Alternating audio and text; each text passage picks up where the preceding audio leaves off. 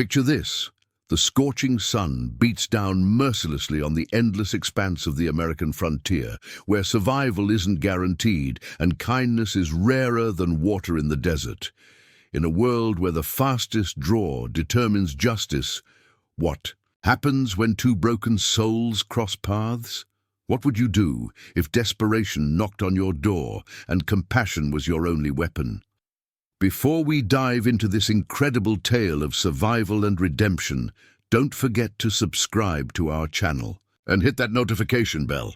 You won't want to miss the amazing stories we bring you every day. The dust devil swirled across the main street of Redemption Creek, a town that had seen better days, if it ever had any. The wooden buildings stood like weathered sentinels against the relentless Arizona sun, their paint peeling like old scabs. It was the kind of place where hope came to die, and dreams were buried in unmarked graves.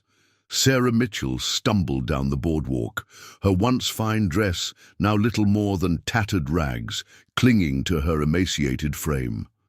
Her auburn hair, matted, with dust and despair, hung in limp strands around a face that spoke of sleepless nights and empty stomachs. She hadn't eaten in 3 days. The townspeople averted their eyes as she passed. In Redemption Creek, poverty was contagious, and compassion was a luxury few could afford. Sarah's father had been the town's banker until the railroad company decided to bypass their settlement. She paused outside Murphy's saloon, gathering what remained of her courage. Through the grimy windows, she could see men hunched over their whiskey, their faces hard as the desert rock. The smell of bacon and beans wafted through the batwing doors, making her stomach clench with desperate hunger. "Please," she whispered to herself, practicing the words that had become her daily prayer. "I'll work for food, sir." As she pushed through the doors, the conversation died like a snuffed candle. 20 pairs of eyes turned toward her, some curious, others hostile. The piano player's fingers froze mid-chord. Well, sneered Jake Morrison, the town's self-appointed tough guy. "Look what the wind blew in. Little Sarah Mitchell, come down in the world, ain't ya?" Sarah's cheeks burned with shame, but hunger was stronger than pride. "I'm looking for work," she said, her voice barely above a whisper. "Any kind of work. I'll clean, I'll cook, You'll what?" Morrison stood up, his chair scraping against the wooden floor. "You think any of us got money to waste on charity cases?" In the corner, a lone figure sat nursing a cup of coffee that had long since gone cold. Tom Brennan had been watching the scene unfold with growing discomfort. At 35, he'd seen enough of the world's cruelty to recognize it when it walked through a door. Tom had ridden into Redemption Creek 3 months ago with nothing but his horse, his gun, and a past he preferred to keep buried. He'd found work at the Henderson Ranch, keeping to himself and earning an honest wage for the first time in years. "I'll work for food, sir," Sarah repeated, this time louder, her green eyes meeting Morrison's with a defiance that surprised everyone, including herself. Morrison laughed, a sound like breaking glass. "Food? Girl, you ain't got nothing we want. Why don't you try the next town over?" The laughter that followed was cruel and sharp. Sarah felt her knees buckle, but she forced herself to remain standing. She had nowhere else to go. That's when Tom Brennan stood up. The scrape of his chair against the floor cut through the laughter like a knife. All eyes turned to the quiet cowboy who'd kept to himself since arriving in town. Tom was tall and lean, with sun-weathered skin and eyes the color of storm clouds. "Miss," he said, his voice carrying the authority of a man who'd faced down worse things than small-town bullies. "You hungry?" Sarah nodded, not trusting her voice. Tom reached into his vest pocket and pulled out a silver dollar, placing it on the bar with a deliberate clink. "Murphy, give the lady whatever she wants to eat." The saloon fell silent except for the tick of the old clock on the wall. Murphy, a portly man with nervous eyes, looked between Tom and Morrison uncertainly. "Now hold on there, stranger," Morrison said, his hand drifting toward his gun. "We don't need outsiders telling us how to handle our business." Tom's eyes never left Morrison's face. "Seems to me, feeding a hungry person ain't nobody's business but their own." The tension in the room was thick enough to cut with a knife. Sarah stood frozen between the two men, afraid to breathe. "You calling me heartless?" Morrison's voice was dangerously low. "I ain't calling you nothing," Tom replied calmly. "Just buying a meal for someone who needs it." For a moment, it seemed like lead would fly. Morrison's hand hovered over his Colt, and Tom's stance shifted almost imperceptibly, ready for whatever came next. But then Murphy cleared his throat. What'll it be, miss?" the bartender asked nervously. Sarah looked at Tom with wonder and gratitude. Just some bread and soup, if you have it." As Murphy bustled around preparing Sarah's meal, Tom walked over to where she stood trembling by the bar. Up close, he could see the exhaustion etched in every line of her face. "Name's Tom Brennan," he said quietly, "and you don't need to thank me." "Sarah Mitchell," she replied, her voice thick with emotion. "And I do need to thank you. You might have saved my life." Tom studied her face, seeing past the dirt and desperation to the strength that had kept her going. "When's the last time you had a proper meal?" Sarah's cheeks reddened. 3 days ago, maybe 4. Time gets fuzzy when you're hungry." Murphy set a steaming bowl of beef stew and a chunk of fresh bread in front of her. Sarah stared at it like it was a miracle, tears threatening to spill from her eyes. "Go on," Tom said gently. "Eat." She ate slowly at first, trying to maintain some dignity, but hunger soon overcame propriety. Tom watched her eat with a mixture of sadness and anger. "You got family?" he asked. Sarah shook her head, swallowing a spoonful of stew. "Pa died last winter. Consumption. Ma passed when I was 12. Been on my own since Pa died." "What about work?" "Surely someone in town?" "Nobody's hiring," she said bitterly. "Especially not a woman with no references and no family to vouch." "For her," Tom's jaw tightened. "You got somewhere to stay tonight?" Sarah's silence was answer enough. Tom made a decision that would change both their lives. "I got a small cabin about 5 miles out of town. Nothing fancy, but it's got a roof and 4 walls. You're welcome to stay there tonight." Sarah looked up at him in shock. I couldn't. I don't even know you." "Sometimes that's exactly when you need to trust someone," Tom said. "Besides, I ain't asking for nothing in return, just offering a safe place to sleep." The kindness in his voice brought tears to her eyes. "Why?" she whispered. "Why would you help me?" Tom was quiet for a long moment. "Let's just say I know what it's like to be hungry and alone. Nobody should have to face that without help." As Sarah finished her meal, Tom could feel Morrison's eyes boring into his back. He knew he'd made an enemy today, but some things were worth the risk. "Ready?" he asked, standing and leaving another coin on the bar for Murphy. Sarah nodded, following him toward the door. As they passed Morrison's table, the man spoke up. "Enjoy your charity case, Brennan. But remember, this is a small town. We look after our own, and we don't forget outsiders who stick their noses where they don't belong." Tom paused, his hand resting on the batwing door. "I'll keep that in mind, Morrison. You might want to remember that charity and decency ain't the same thing as weakness." With that he pushed through the doors, Sarah close behind him. As they stepped into the fading afternoon light, neither of them noticed the figure watching from the shadows across the street. The first chapter of their story had begun, but in Redemption Creek, every act of kindness came with a price, and Tom Brennan was about to learn just how high that price could be. The ride to Tom's cabin was made in comfortable silence, Sarah riding behind him on his sturdy bay gelding, Thunder. As they left Redemption Creek behind, the landscape opened up into rolling hills, dotted with sagebrush and the occasional Joshua tree. "It's beautiful," she said softly, her voice carried away by the evening breeze. "It is," Tom agreed. "Sometimes I think God made this country so big and empty just to remind us how small our troubles really are." The cabin sat in a small valley, protected by a ring of low hills. It was modest, just 2 rooms with a stone chimney and a small porch, but it was clean and well-maintained.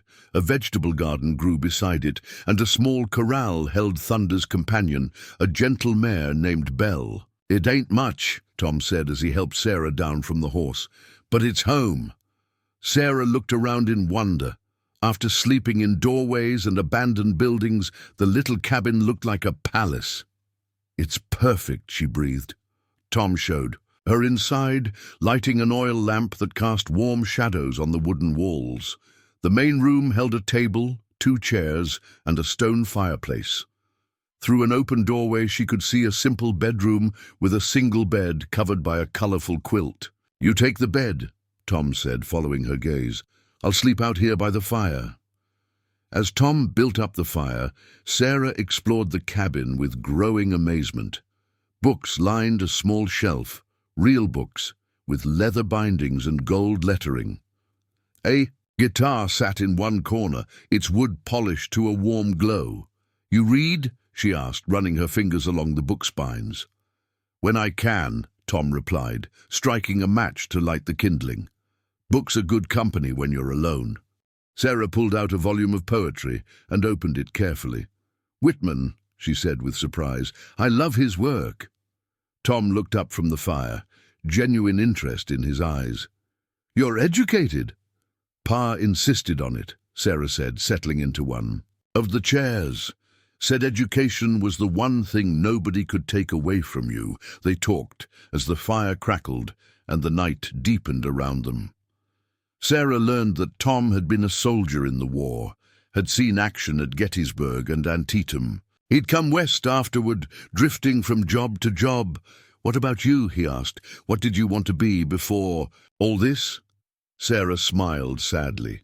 "A teacher. I wanted to open a school, help children learn to read and write." "Seems foolish now." "Don't seem foolish to me," Tom said. "World needs more teachers, fewer gunfighters." "Is that what you are? A gunfighter?" Tom was quiet for a long moment, staring into the flames. "I've been a lot of things I ain't proud of, but I'm trying to be better." The honesty in his voice touched something deep in Sarah's heart.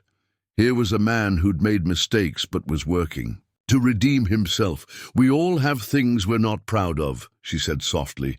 "The question is what we do about them." They sat in comfortable silence after that, each lost in their own thoughts. Finally, Tom stood and stretched. "You should get some rest," he said. "Tomorrow we'll figure out what comes next." As Sarah prepared for bed, Tom settled by the fire. With his guitar, the soft melody that drifted through the thin walls was hauntingly beautiful. Sarah fell asleep to that music, feeling safer than she had in months. But their peace was not to last. Around midnight, Thunder's nervous whinnying woke Tom from his doze by the fire. Years of living on the edge had taught him to trust his instincts, and right now they were screaming danger. He moved silently to the window, peering out into the moonlit yard. At first he saw nothing, then a shadow moved near the corral and another by the garden. They were surrounded. Tom grabbed his rifle and moved to the bedroom door. "Sarah," he whispered urgently, "wake up, but don't make a sound." Sarah's eyes snapped open immediately. "What is it?" "Company," Tom said grimly. "The unwelcome kind." A voice called out from the darkness, and Tom recognized it immediately. Morrison. "Brennan! We know you're in there. Come on out and bring the girl with you." Tom cursed under his breath. "What do they want?" Sarah whispered, fear evident in her voice. "To make a point," Tom replied. "Stay low and stay quiet." Tom moved to the front door, keeping his rifle ready. "Morrison, what brings you out here in the middle of the night?" "You know damn well what brings me here," Morrison shouted back. "You embarrassed me in front of the whole town." "You did that all by yourself," Tom called back. "I just bought a hungry woman a meal." "That hungry woman is a Mitchell," Morrison spat. "Her family owes money all over town. She's got debts to pay." Tom's blood ran cold. "What kind of debts?" The kind that get paid in work, Morrison said with a cruel laugh. Mrs. Henderson's got a contract on her, legal and binding. You're harboring stolen property, Brennan. Tom felt sick. He knew what kind of work Morrison was talking about.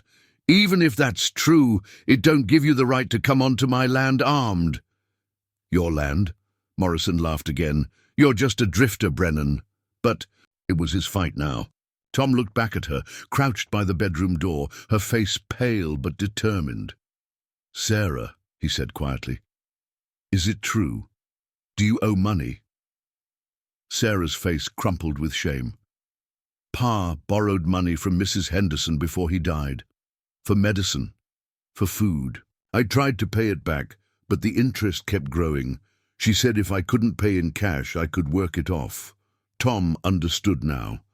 Mrs. Henderson ran the town's brothel, and Sarah's debt was just a convenient excuse to force her into prostitution.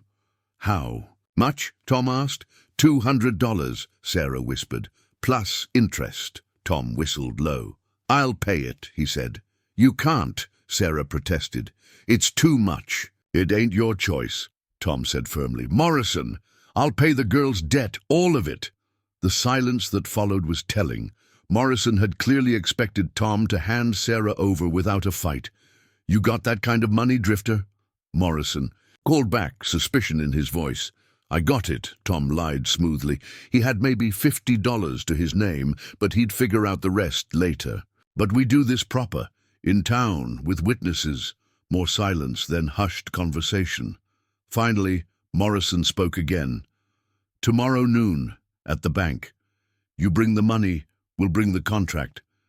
But if you don't show, or if you try to run with, the girl will hunt you both down. I understand, Tom replied. Now get off my land. The shadows melted away into the night, but Tom knew they'd be watching. He and Sarah were trapped now. You can't pay that much, Sarah said, tears streaming down her face. Tom set his rifle aside and took her hands in his. They were small and soft, despite everything she'd been through, and they trembled like captured birds. Sarah, listen to me, he said gently. I've spent the last 10 years running from my past, never staying anywhere long enough to matter to anyone. But today, when I saw you in that saloon, something changed. But the money, I'll find a way, Tom said with more confidence than he felt. Trust me. Sarah looked into his storm-grey eyes and saw something there that made her heart skip. It wasn't just kindness or pity, it was something deeper. Why, she whispered, why would you risk everything for someone you barely know?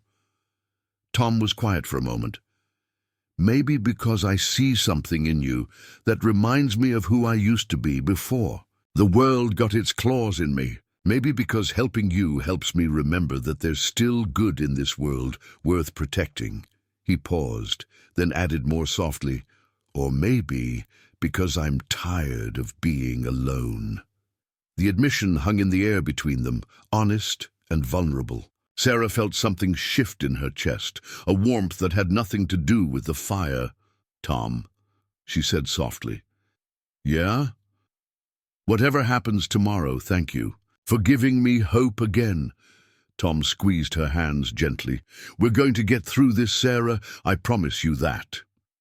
But as they settled back down for what remained of the night, both of them knew that promises were easier to make than keep. And in Redemption Creek, hope was a luxury that came with a very high price.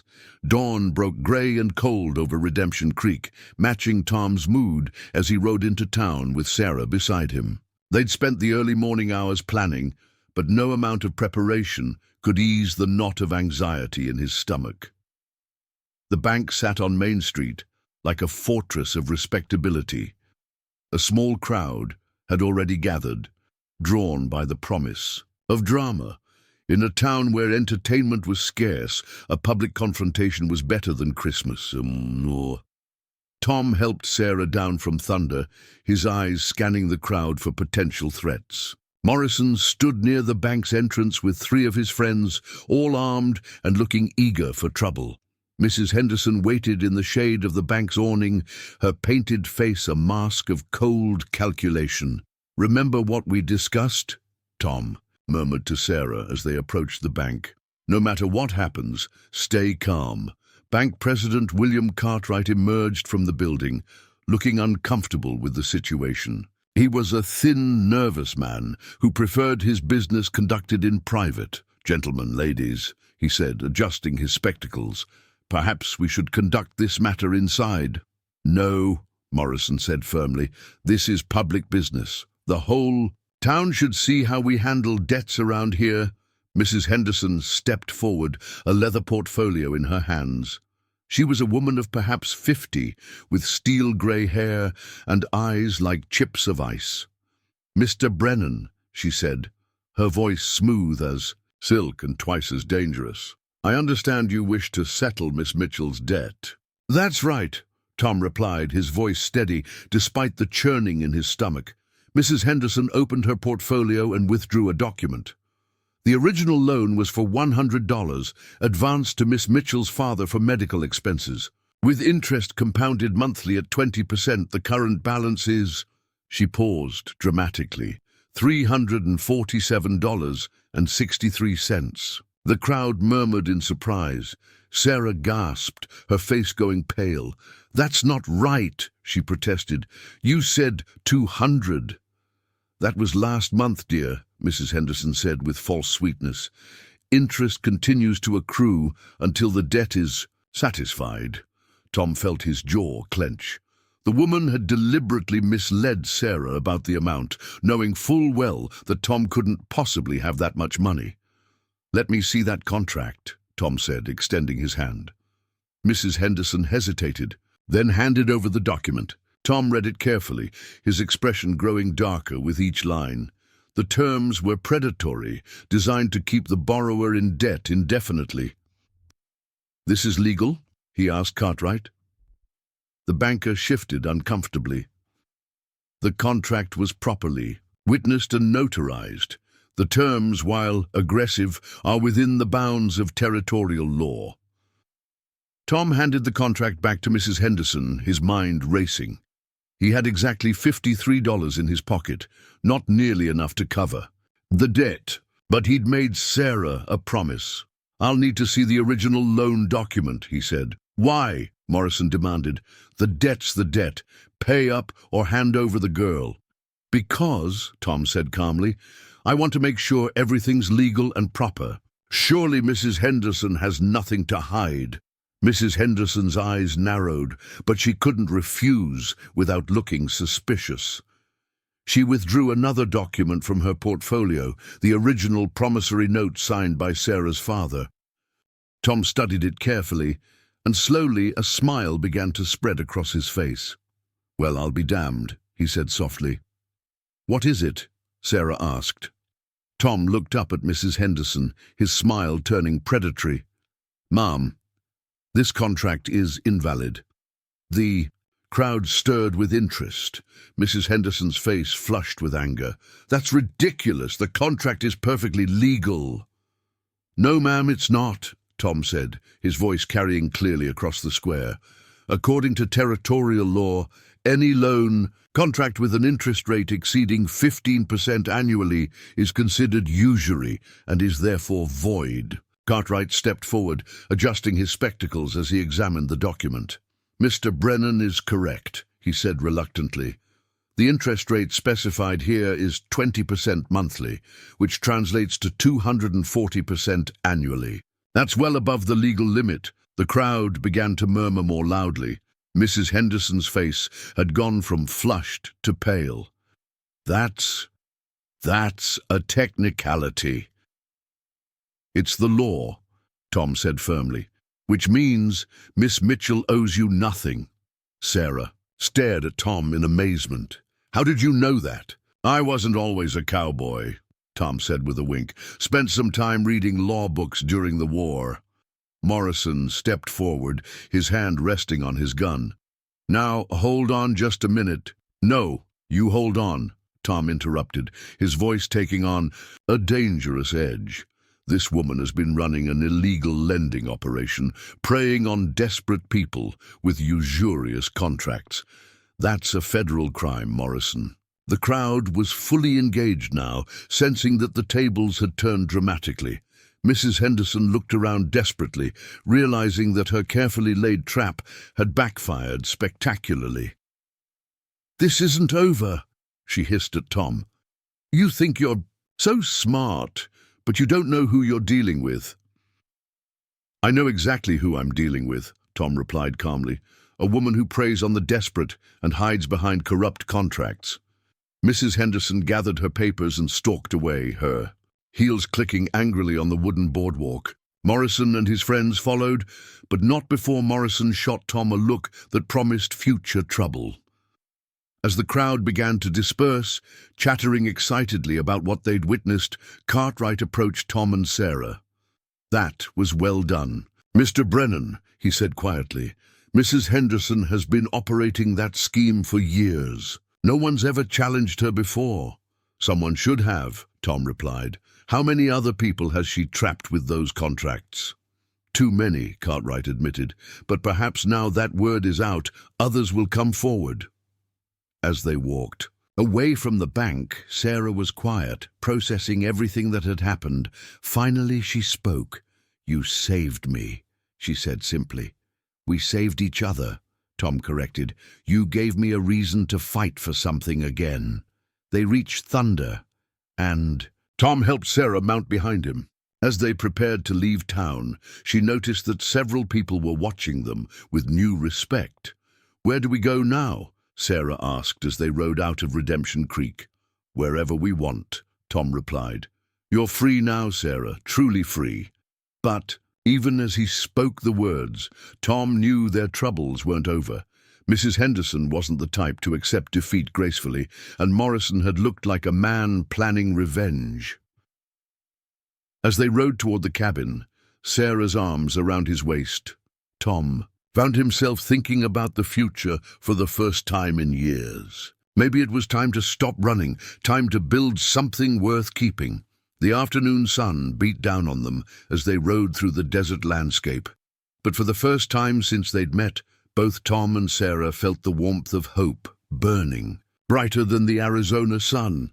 Behind them, Redemption Creek shimmered in the heat haze like a mirage, but ahead of them lay the promise of something new, something better. They'd faced down their demons and emerged victorious, but the greatest test of their newfound bond was yet to come. The dust cloud Tom had spotted turned out to be a family of settlers heading west, their wagon loaded with hopes and household goods. Tom and Sarah watched them pass from the safety of a rocky outcrop, both relieved and somehow disappointed. "Jumpy," Tom muttered, holstering his gun. "Can you blame us?" Sarah replied, her eyes still scanning the horizon. They rode the rest of the way to the cabin in comfortable silence, each lost in their own thoughts. The events of the morning had changed everything between them, though neither was quite ready to acknowledge it yet. Back at the cabin, Tom unsaddled Thunder while Sarah went inside to prepare lunch. The domestic routine felt natural, as if they'd been doing it for years rather than days. "Tom," Sarah called from the kitchen, "we need to talk." He found her standing by the window, her hands clasped tightly in front of her. The afternoon light streaming through the glass turned her auburn hair to burnished copper. "I can't stay here," she said without preamble. Tom felt something cold settle in his stomach. "Why not?" Sarah turned to face him, her green eyes bright with unshed tears. "Because it's not fair to you. You've done so much for me already, saved my life, my freedom, my dignity. I won't be a burden to you any longer." "You're not a burden," Tom said firmly. "What am I, Tom? A charity case? A stray you picked up and feel obligated to care for?" The pain in her voice cut through him like a knife. "You know that's not true. You're a good man, Tom Brennan. Too good to saddle yourself with someone like me." Tom crossed the room in 3 quick strides, taking her hands in his. "Sarah, look at me." Reluctantly, she met his eyes. "You want to know what you are to me?" he said softly. "You're the first person in 10 years who's made me want to be better than I am. You're the reason I wake up in the morning with something to look forward to. You're brave and kind and stronger than you know." Sarah stared at him, her heart hammering against her ribs. "Tom, I love you," he said simply. "I know it's crazy. We've only known each other a few days. But I love you, Sarah Mitchell. And if you'll have me, I want to spend the rest of my life proving to you that you're worth loving." The words hung in the air between them, honest and vulnerable and terrifying. Sarah felt tears spill down her cheeks, but for the first time in months, they were tears of joy. "I love you too," she whispered. "But I'm scared, Tom. What if Mrs. Henderson comes back?" Tom silenced her with a gentle kiss, soft and sweet and full of promise.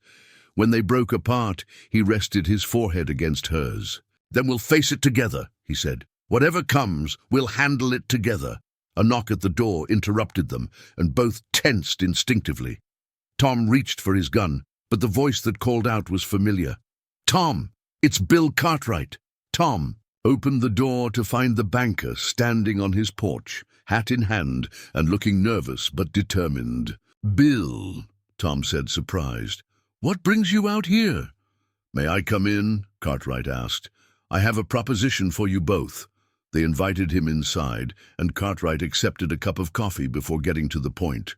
"What you did today in town," he began, "it's got people talking. Good people, people who've been afraid to stand up to Mrs. Henderson and her cronies. They want to do something about it." "What kind of something?" Tom asked cautiously. "We want to offer you a job," Cartwright said, looking directly at Tom. "Town marshal." "The position's been vacant for 6 months." Tom raised an eyebrow. "Let me guess, he crossed Mrs. Henderson?" "Among others," Cartwright admitted. "But things are changing, Tom. What you did today showed people that these bullies can be beaten." "I'm not a lawman," Tom protested. "You were a soldier," Cartwright countered. "You understand duty and honor, and you've already proven you're willing to stand up for what's right." Tom looked at Sarah, who was listening intently. "What do you think?" Sarah was quiet for a moment, then spoke carefully. "It's dangerous work, but it's also important work, and maybe it's time someone stood up for the people who can't stand up for themselves." Cartwright leaned forward eagerly. "The job comes with a house in town, a decent salary, and the backing of the town council. And what about Sarah?" Tom asked. "That's part of why we need you," Cartwright said. "Miss Mitchell, we'd like to offer you a position as well. The town's been without a proper school teacher for 2 years.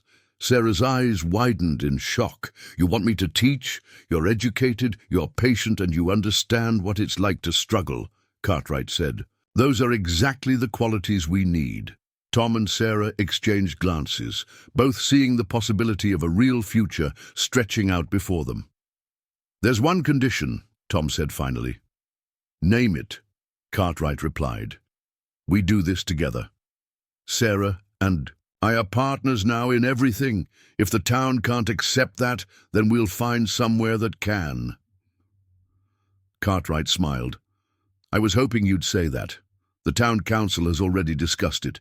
You'd be welcome to marry and serve together." Sarah felt her cheeks burn, but she didn't protest. The idea of marrying Tom, of building a life together in service to something greater than themselves, filled her with warmth. "We'll need time to think about it," Tom said. "Of course," Cartwright said, standing to leave. "But don't take too long. Mrs. Henderson is already making noise about leaving town."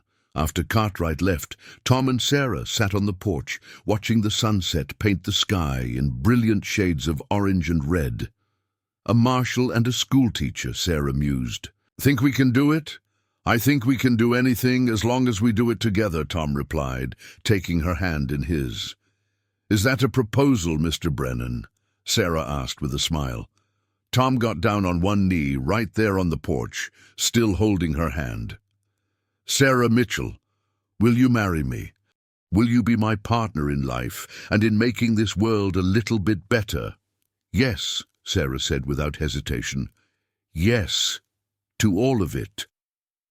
As Tom slipped his mother's ring onto Sarah's finger, both of them felt the weight of the future settling around them like a comfortable blanket. 3 months later, Marshal Tom Brennan and his wife Sarah stood in front of the newly built schoolhouse, watching their students file in for the morning lessons. Mrs. Henderson had indeed left town, taking her illegal operations with her. Morrison had followed soon after. Redemption Creek was living up to its name, becoming a place where people could start over and build something better. And at the heart of that transformation were two people who had found each other in their darkest hour. "Ready for another day of changing the world?" Tom asked, adjusting his marshal's badge. "With you?" Sarah replied, standing on her tiptoes to kiss his cheek. "I'm ready for anything." As they walked toward their respective duties, Tom to his office, Sarah to her classroom, the morning sun rose over Redemption Creek, casting long shadows that gradually gave way to the bright promise of a new day. Behind them, their story had become legend, told and retold in saloons and around campfires throughout the territory. The tale of a desperate woman who asked for work in exchange for food, and the cowboy who offered not just his table, but his heart, his future, and his unwavering protection. It was a story of redemption in its truest form, not just the redemption of a town, but of two souls who had found in each other the strength to become more than they ever thought possible. And in the end, that was the greatest victory of all. And there you have it, a tale of courage, compassion, and the transformative power of human kindness in the harshest of circumstances. Tom and Sarah's story reminds us that sometimes the greatest adventures begin not with a quest for gold or glory, but with a simple act of decency toward a fellow human being in need. If this story touched your heart, don't forget to subscribe to our channel and hit that notification bell. We bring you incredible tales of the American frontier every week, stories of ordinary people who did extraordinary things when it mattered most. Share this video with someone who believes in the power of second chances, and let us know in the comments what you thought of Tom and Sarah's journey from desperation to hope. Until next time, remember, in a world that can sometimes feel cold and unforgiving, we all have the power to be someone's reason to believe in humanity again. Thank you for joining us in Real Cowboy Tales. See you on the next adventure.